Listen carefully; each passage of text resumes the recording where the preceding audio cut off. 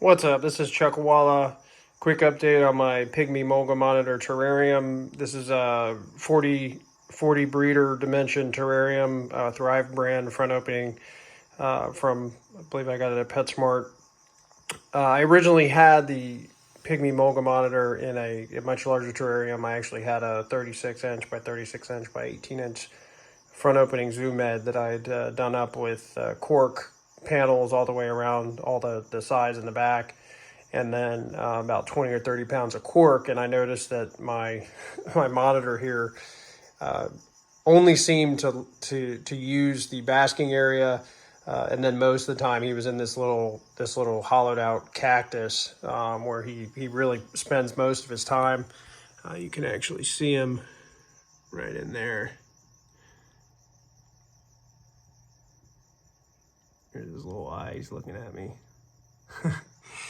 But, all the breeders I had talked to, everybody, for the most part, there are a few exceptions, had said that, 40 breeder style terrarium is not big enough. But for just this one little guy and what his needs are, I mean, he does not, he barely uses what he has. He goes pretty much from that cactus to one of these little cork, vertical cork hides.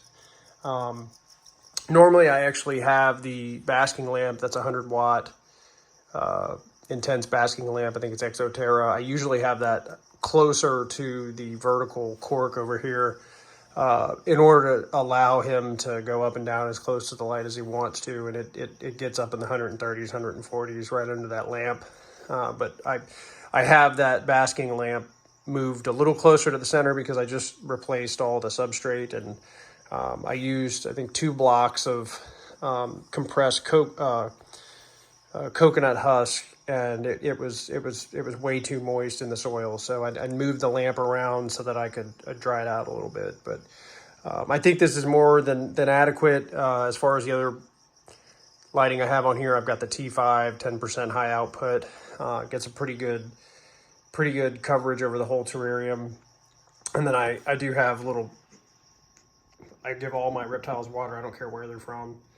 And then I've got a little, some powder food in there, and some foliage just for the crickets. I replace that pretty much every day, the foliage, to keep them alive.